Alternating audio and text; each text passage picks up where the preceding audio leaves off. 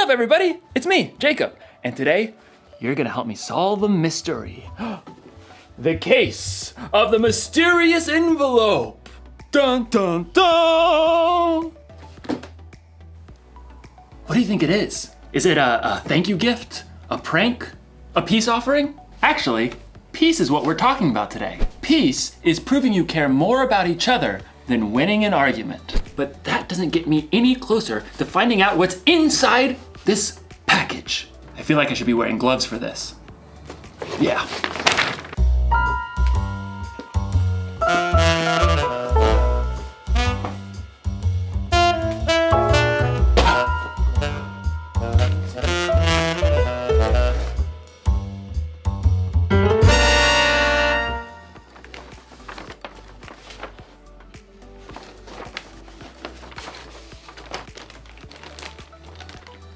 Monkey bridge? What's a monkey bridge? A few twigs and some string, but no instructions. Another mystery. Dun, dun, dun! I mean, clearly this is a bridge building kit.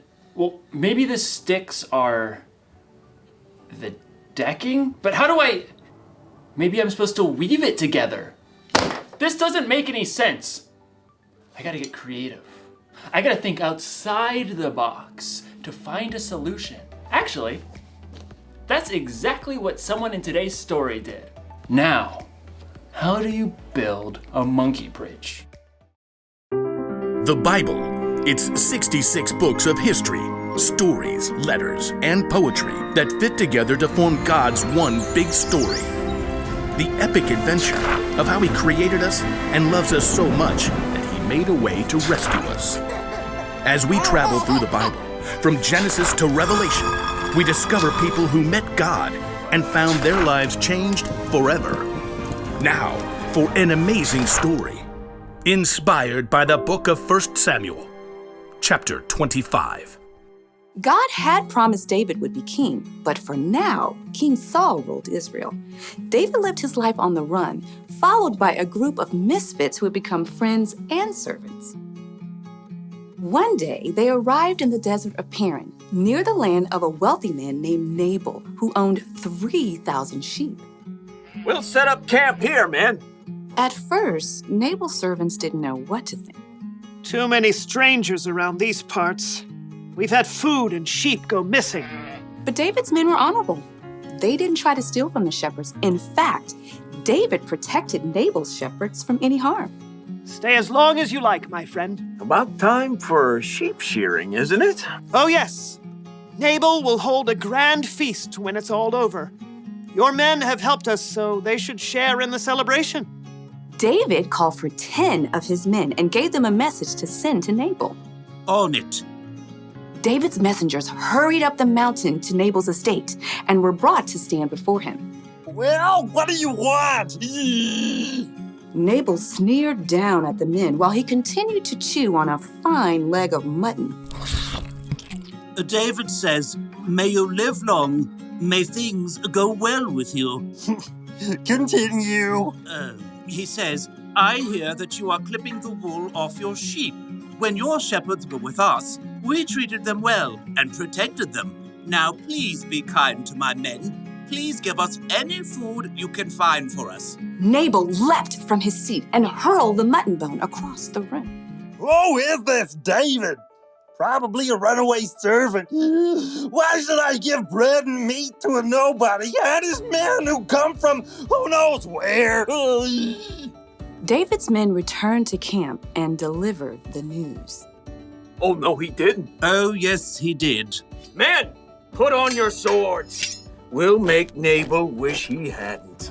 At no time at all, David and 400 of his men were marching up the mountain to confront Nabal.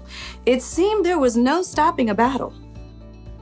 But Nabal's wife, Abigail, was far wiser than her husband. A servant told her what he had done. David sent messengers asking for food, but Nabal shouted and was rude to them. Go on. The whole time we were near them, David's men were good to us. They were like a wall, keeping us safe. You've got to do something now, or terrible trouble will come. There's no time to waste. Abigail quickly directed her servants to gather supplies and put them on donkeys. 200 loaves of bread, Check. 5 sheep, Check. 1 bushel of cooked grain, Check. 100 cakes of raisins, and 200 cakes of figs. Check. And check. Well, you go on ahead. I'll follow. The donkeys, loaded with good food, started down the mountain. Abigail got on her donkey and followed. From the valley, David and his men were approaching. Everything we've done has been worthless. I watched over this fellow's property, but he's paid me back evil for good. We'll wipe him out. As David's anger grew, though, he spotted something along the path. A pack of donkeys. What's this? Well, it looks like they're carrying something. Food for a feast, I'd say. Behind the pack of donkeys, Abigail prepared for what lay ahead. I must stop this. The moment Abigail saw David, she slid off her donkey and fell face down on the ground before his feet. Please, let me speak. Let me take the blame for Nabal's actions. Abigail raised her eyes just enough to notice David's surprised face.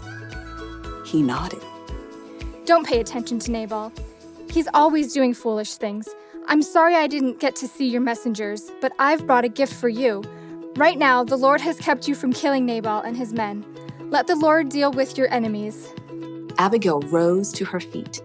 David and his men listened, surprised by the strength of her message. You fight the Lord's battles, so he will give your family line a kingdom that will last. He'll make you ruler of Israel. And when he does, you won't have a heavy load on your mind about killing people with no reason. The Lord will give you success. When that happens, please remember me. Abigail took a deep breath and waited. David smiled. Give praise to the Lord. He sent you to find me.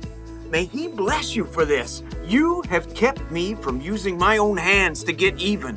David's men unloaded the food that Abigail had brought. Go home in peace. I'll do what you have asked. Abigail made her way back up the hillside to her home. She had chosen to humble herself and do the hard yet creative work of making peace.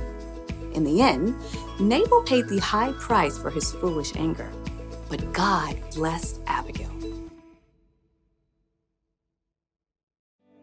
The fight between Nabal and David wasn't Abigail's problem, but she didn't use that as an excuse. She got involved. She acted fast, and she found a creative solution. You see, just because something isn't your problem doesn't mean you can't get involved. God has given each one of us unique talents and unique ways of seeing things. So, if you see people in a fight and you're the only one who can see a way to make peace, you should help them solve that mystery. Jesus showed us how important making peace was to him when he gave his life on the cross. We can make peace with others by being part of the solution. You can help calm an argument between two people by making them laugh. You can suggest solutions to problems that others might not see. Or if a fight looks like it might get dangerous, you can find a grown-up to help keep the peace.